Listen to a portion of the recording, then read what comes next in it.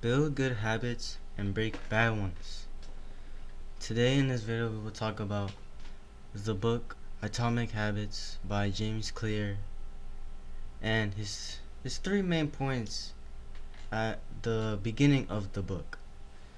First, we have the power of atomic habits, how habits are shaped around your identity, and how to build better habits and to break bad ones. And in this one, there's 4 simple steps to complete the process. To complete the process of this. First, we have the power of atomic habits. And you don't want to overestimate the one defining moment and the importance of atomic habits. The importance of it, and underestimate the value of making small daily improvements on a daily massive action. You give the thought that you must make this earth-shattering and mind-blowing improvement, when in reality, when you don't do that, you're just putting on unnecessary pressure on yourself.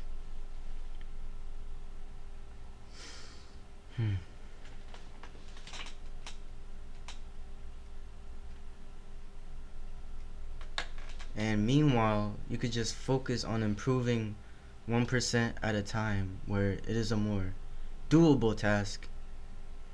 It might be very notable or noticeable, but it's far more, I don't know, I confused it. It might not be very notable or noticeable, but it has far more meaning in the long term of the process.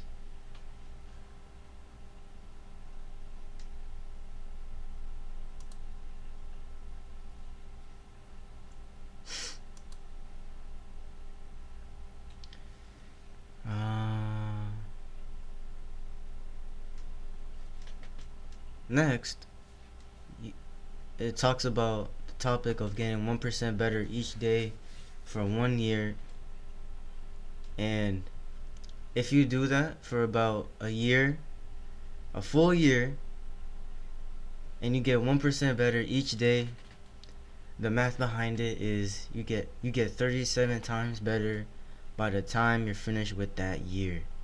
And each time you get worse, you are very close to zero, which obviously, if you're watching this, you don't want to be there.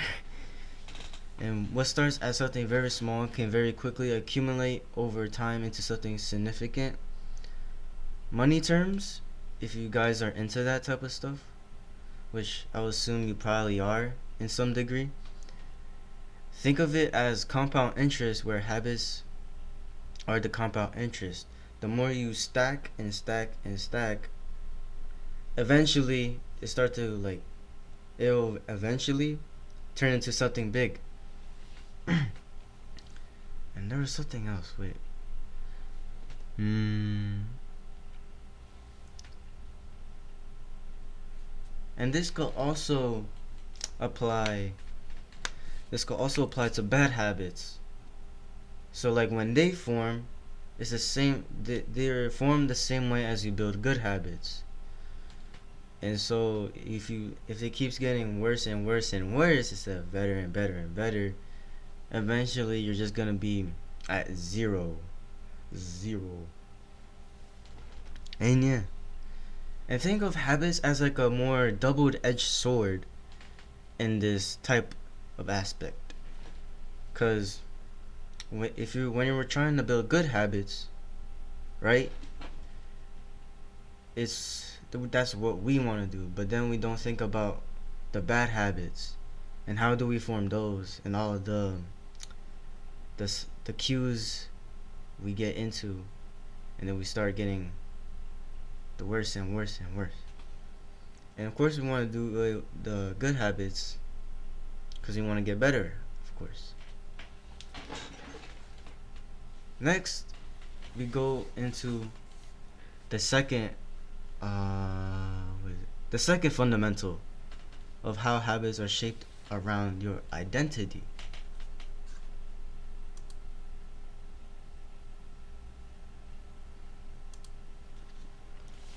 So when making goals, forget about that. Because when making them, you're only thinking about the outcomes of those goals. And we don't necessarily want that. And what we want is a system to make those goals come true. And it will kind of make, and once you like kind of figure this out, guys, it like when you reach that goal, it will seem as if like you really didn't try hard, cuz you just basically did it, if that makes sense. Okay, back to the YouTube video. And outcomes of those goals, and we don't want that. We want is a system to make those goals come true, right? And now we will talk about the steps to make that system. The first step, you gotta form your real identity. So like your core values as a human being, or you, and whatever. So your core values, you must first form those beliefs. Why do you need this? Why do you need to do this? I'll give you an example.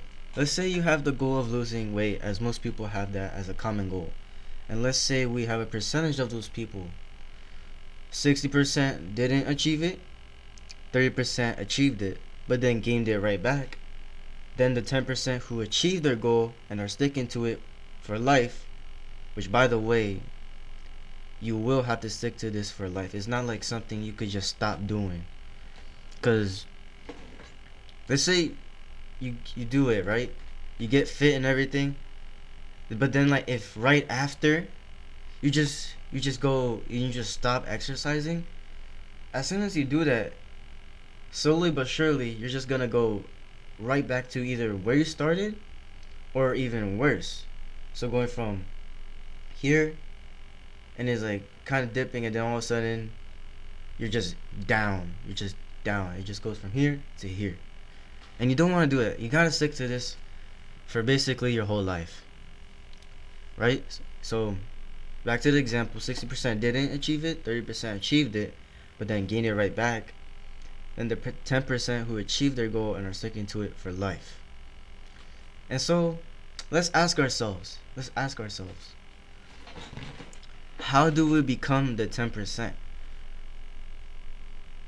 If you ask me, first we have to change our core values according to the book, which is our identity. An easy way is to say to yourself, what would a healthy person do? So ask yourself these questions. And everybody has like a general idea of what a healthy person would do, right? So like, and if you're met with like a challenge, just ask yourself, what would a healthy person do? And yeah, like so like, let's say you go to a store, and then like you see like the candy part, then you got the vegetable part. And this is like an easy. So if you're a healthy person, what would you do? Go to the healthy part, the healthy area of the store. So like the organic foods, all the natural stuff. Even though we kind of can't really eat healthy because technically pesticides and all that. But who knows? There's probably like some way you could eat healthy organic food. I'm gonna find a way. Okay, back to the video. So how do we become the 10%? We change our core values. And an example, what would a healthy person do? Would they eat the junk food? Would they be lazy? Would they procrastinate? And are they disciplined? Asking yourself these questions will eventually make you think, and you are a healthy person, because you chose the habits a healthy person would do every day. And because you chose those actions, plus the belief, eventually you're gonna really think you're a healthy person, and it's gonna make that core belief. So like this half, so kind of like yin and yang. So like you got that, like that S shape. So it's like, so like it just comes together, and now you made that core value, that core belief about yourself, that you're a healthy person. And let's see. And asking yourself these questions when making a habit or forming your identity, and it will eventually make you think you are whatever thing you want to believe in. So, healthy person, I'm sticking to that. If you ask yourself these questions and then do them, because you chose the habits a healthy person would do every day, and say to yourself, you're the type of person to do this, and now you do the action, you also have the proof you are this type of person and have some pride in it. More motivated, the more likely you will maintain habits associated with that aspect of your identity.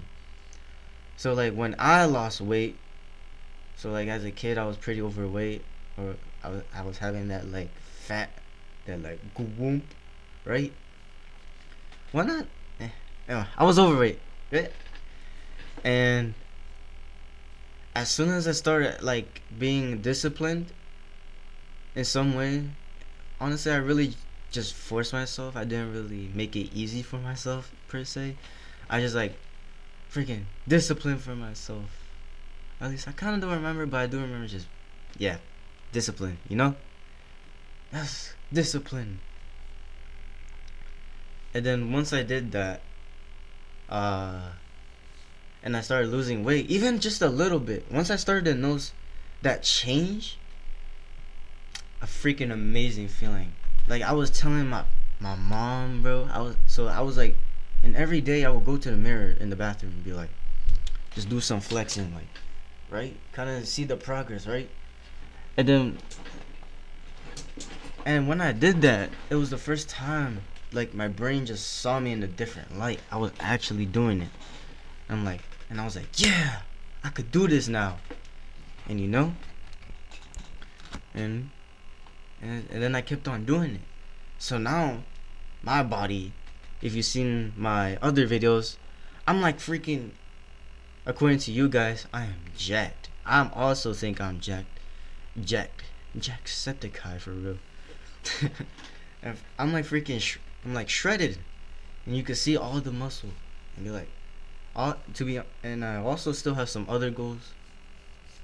You probably know from, if you guys watched the video where there's like no audio, but I was just working out, recording myself, that I was trying to do the planche, and hopefully you guys saw that. Okay, yeah, that was my little story. And yeah, where did I leave off in this script? Okay. Okay. I think I'm right here. Have some pride in it. The more motivated, the more likely you will maintain habits associated with that aspect of your identity. And let's see. The goal is for you to become the athletic person you want to be. And this is not just being a healthy person. And like social media kind of like influences that in some way, so you kind of automatically, yes, I must be healthy first, and then I'll do this. And yeah, but it doesn't have to be a healthy person. Like I would say you should, but it doesn't have to be. And the goal for you is become the athletic person, become the reader, become the writer or runner. The more deeply a thought or action is tied to your, to your identity, the more difficult it is to change it. The biggest barrier to a positive change to anything is identity conflict. And what James Clear means by this, right, is, so you're trying to change yourself, right? You're trying to change how you see yourself. And if you change it, right, like you start thinking you're this type of person for like a good while, it's not gonna work. I'm picking myself. Okay. It's not gonna work. You know why? Because you're really not doing anything to like help you believe in yourself. So, and I'm talking about the action. So once you do habits, the action that are associated with your identity, right? This is your identity, then plus the action. without the action and without one of these and one of them goes down, you're eventually gonna fail. And so you gotta do both. You have to do both.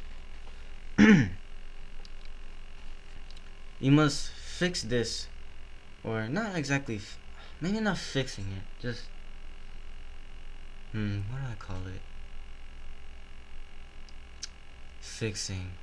Like, I don't like that word. Cause it's like human. What type of word? I don't know. So, identity conflict. That's the one thing you gotta work on. And make sure you do both the action and the belief.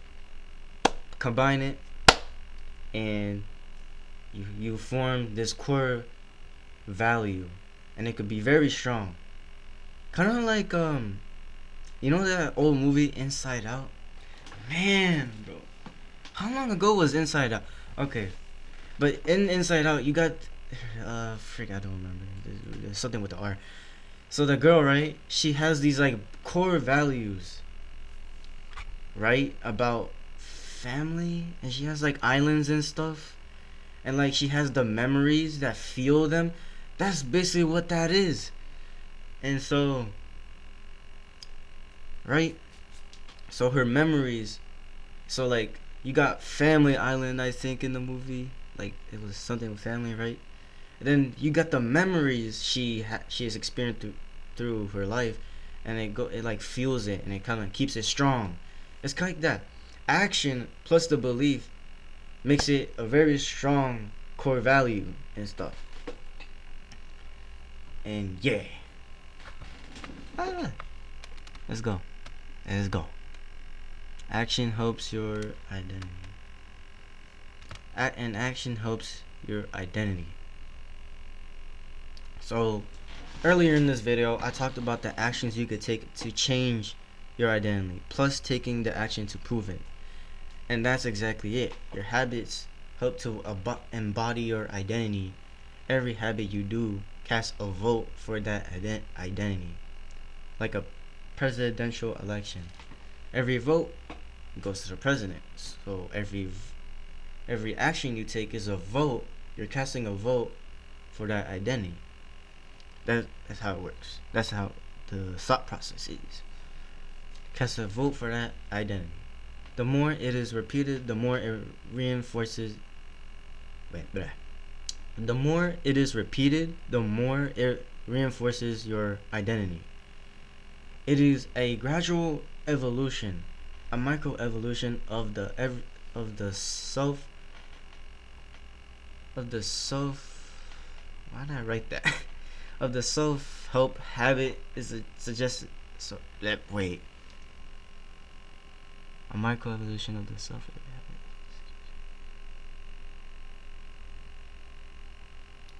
A microevolution of the self. Every habit is a suggestion that this is who I am. This is what I am. This is who and what and when I am. Yeah. Most practical way to change who you are is to change what you do. And it doesn't matter if you cast a few votes for a bad behavior. The overall goal. So this is our goal in this book, and I really want you to take action and apply this, because that is what I did. You can't change. You can't change if you don't take action. You must. I even got the book right here. You learn. So I learned from this book, and you take some type of action, no matter how small.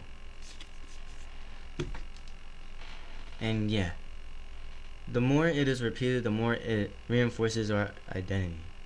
The gradual evolution, a microevolution, and where is it? Most practical way to change who you are is to change what you do. It kind of like coincides with each other, like like I've always said previously. And it doesn't matter. Oh wait. The goal. I mean, yeah, that's where I was. The goal is to, for in this book, from what we're learning, is to win majority of the time. You gotta win majority of the time.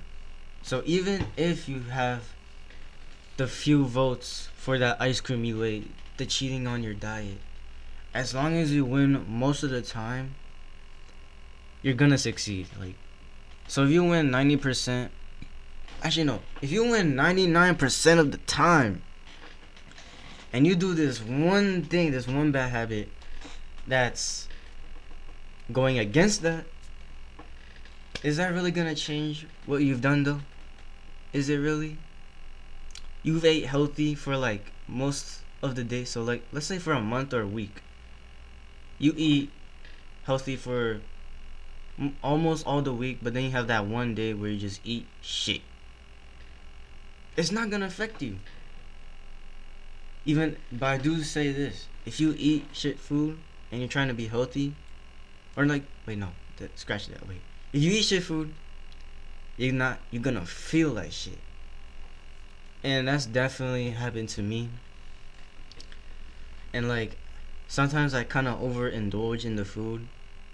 Now that I'm like super lean and stuff, and I'm like, damn, should I really be eating this? Sometimes I think that to myself, like, damn, I'm really doing a disservice to myself, you know?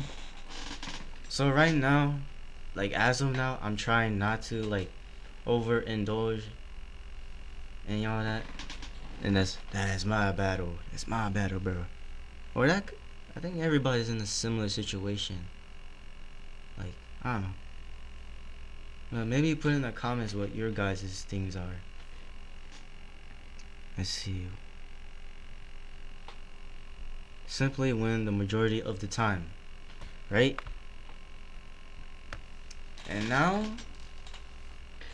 we are on to the last point of this video, I think. I don't know. Okay. How to build better habits and break bad ones.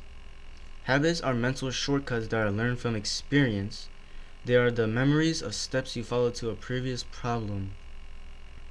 They also reduce the cognitive load on the brain so it can focus on other tasks at hand. Habits create freedom and do not restrict it, and often the ones with less freedom are the ones that don't have their habits handled and are always struggling. Once you have your habits dialed in and now the basics of life are handled and done, you can focus on the next set of problems. So basically, in this point, what he's saying is habits, why our brain does them, is because habits are meant to reduce our load on our brain. So, because like if you think about it, if you take in every single detail at once or like to trying to do it, you literally can't. Like it's pretty much physically impossible. And like generally your brain might hurt if you like genuinely tried and stuff, right?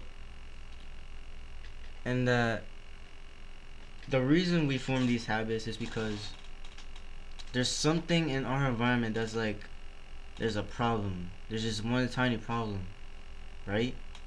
And our brain makes a, what do you call it?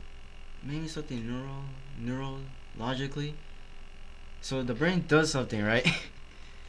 And it kind of forms the habit that makes the problem kind of go away and stuff. So maybe with your phone, if you're like bored all the time, you just be on your phone all day. And that's your brain just like creating this habit. And it's also because of those high tech companies making these apps and all that, just making it freaking addicting, like super addicting.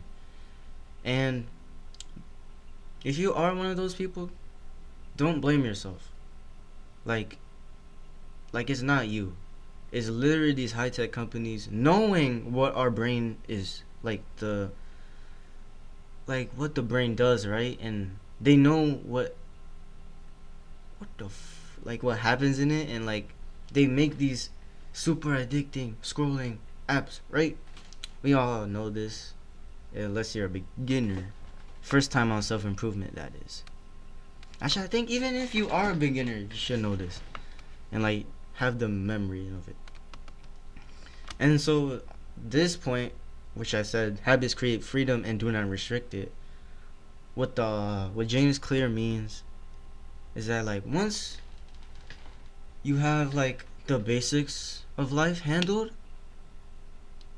so like so you got fitness, mental fitness, right?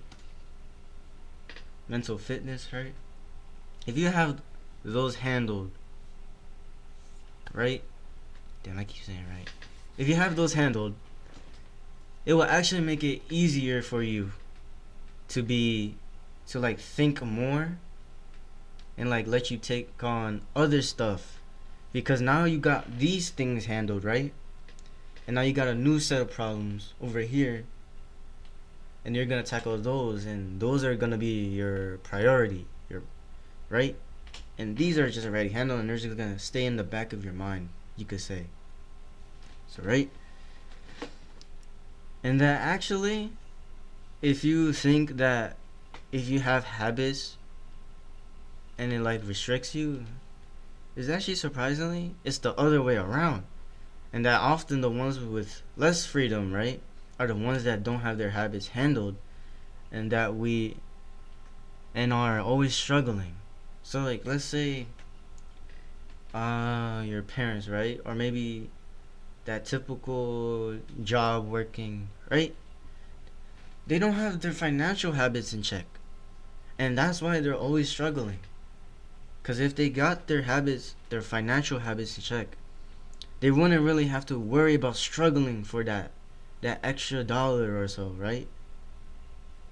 And yeah, that once you have your habits dialed in, and now the basics of life are handled and done, you could focus on the next set,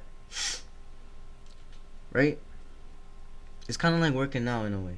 You get one set done, and that's like the basic stuff, like the warm up and all that, and now you could take on the other stuff because now you're more prepared. Oh my god! Oh wait, I just had a mind like some anime stuff. If you guys watch Blue Lock, oh my god! If you guys watch Blue Lock, is when you have when the main character Isagi gets that mind blowing piece in his head, like just deconstructing. That is so cool. I love how that anime does it. Like, genuinely. I don't know which is better, Blue Lock's philosophy, or like Villain Saga, or like the Three Saint. I don't know. All of them are amazing, to be honest. Like it's such a good media. It spreads a good message, like mwah. And you know, damn, I'm kind of getting excited. Let me take a. Okay. The science of building habits here. There are 4 processes. You have cue, craving, and response. No, you got cue, craving, response, and reward. These always happen in the same order, so you don't really have to worry about if it's like this way and that way or what. It happens in the same order every single time. And you could apply this right now. So think of a habit. So you have the cue, right? So let's see. Brushing teeth. So when you brush your teeth, right? The cue is let's say you got this icky feeling in your mouth, and then that's the cue. And then where is it? Cue. And you have the craving. So you have the craving, right? To get rid of that feeling. Have like a more clean mouth, let's say. And then you got the response. And the response is the actual habit itself. And that's the act of brushing your teeth, right? like shh. And then you have the reward. Then the reward is a very satisfying feeling. So like that mint flavor in the mouth, or whatever flavor your toothpaste is. Usually the mint flavor. And that with that, like, all the things are in line. All the processes happen in the same order.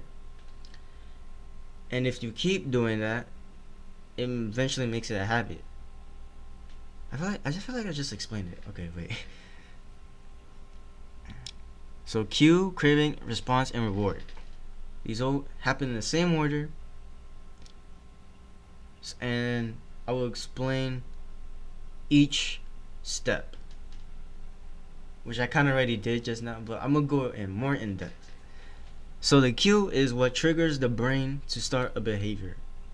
It predicts a reward that could happen in order to reproduce, in a sense. Wait, did I say the word that could happen in order? And yeah, that's crazy. So in the book, right, he talks about, in a sense, everything we do is to help us reproduce. So like human, like, and making babies or whatever, right? So in a way, all the things we do in life is to help reproduce. Okay, and like biologically, that is what the human body is made to do. Like literally the purpose of humans is to reproduce. Wait, no, is it? Wait, I don't even know. Like it's this biological purpose, that to reproduce. And some people think that's bad in a way. And the reasoning behind that is like, all humans have done is the bad stuff, right? They only focus on the bad stuff and not the good humans can do. Let's say, right, like every human was bad, right? And like, we might as well just get killed off, you know, on some Dragon Ball Z stuff, like, wipe these monkeys.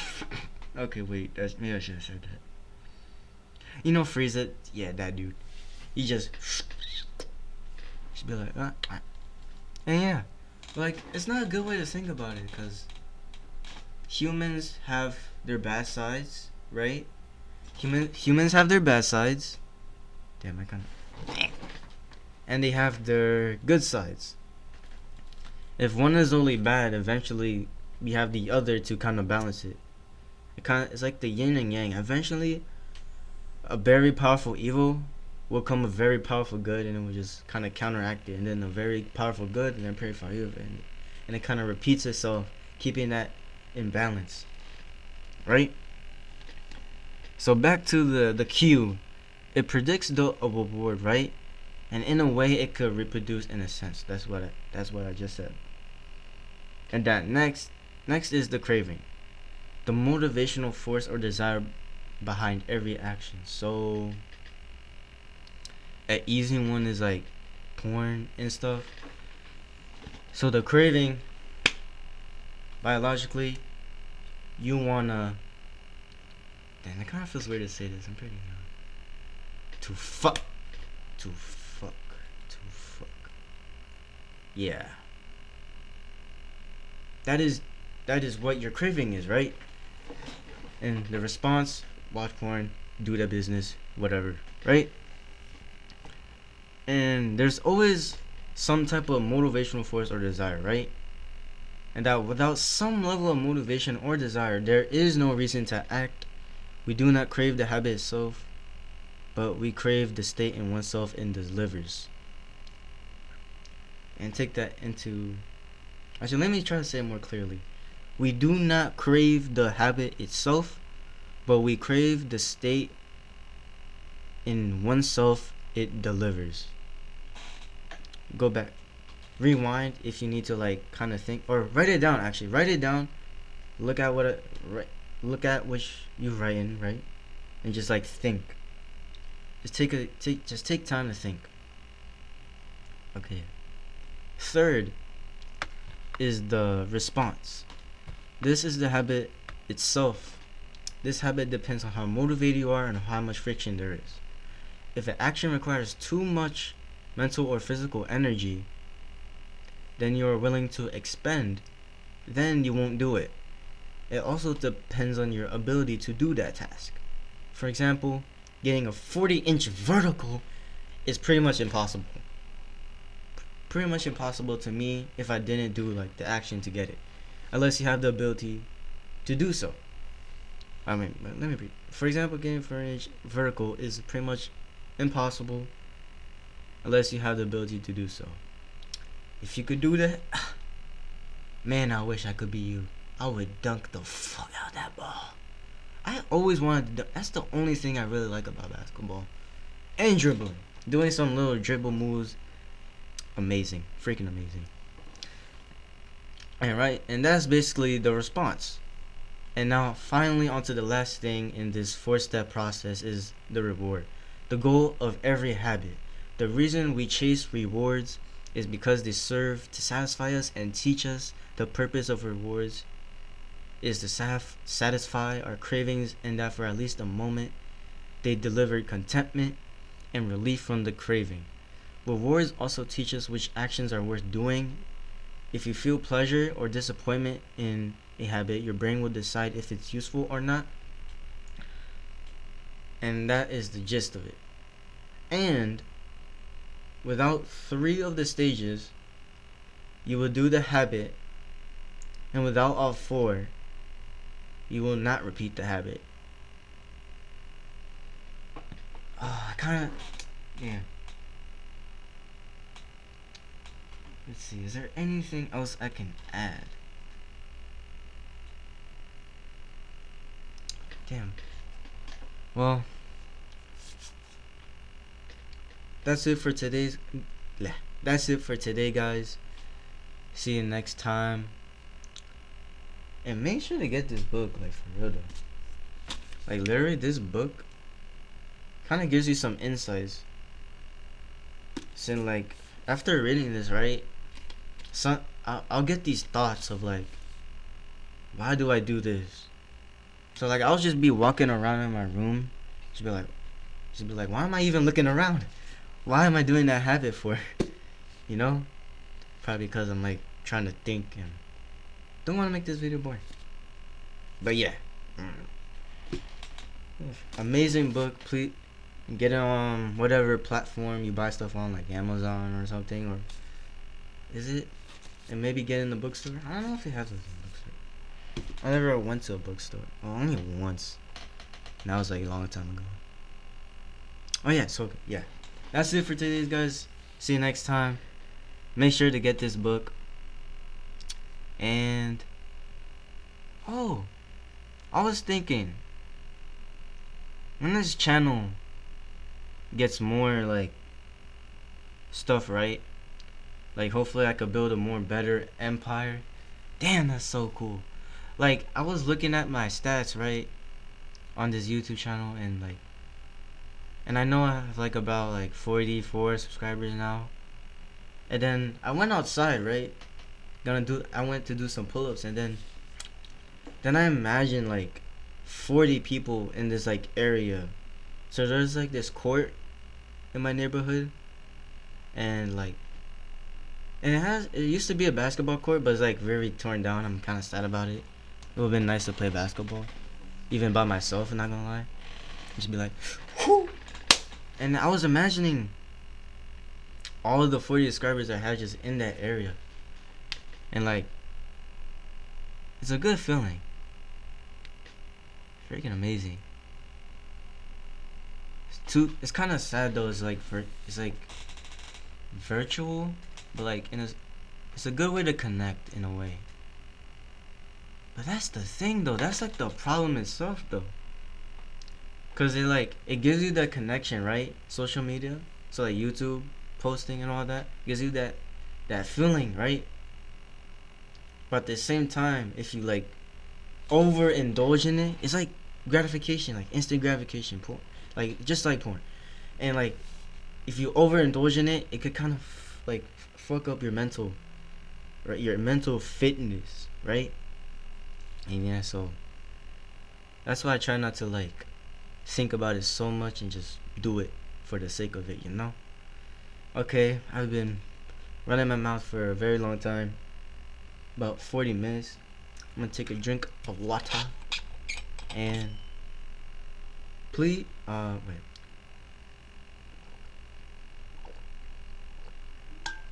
Damn, that's good. That's some good water after talking for so long. And yeah, that's it. That's it. Wait, get my mic. That's it for today's video.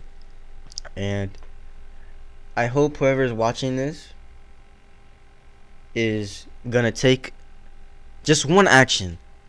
For this video, just take one action. From now on, in every video after this, and I'm saying it in this video, one of you must take action. That's all I ask. Oh, damn, I keep freaking going on. Okay, last thing, and I'm gonna just end the video.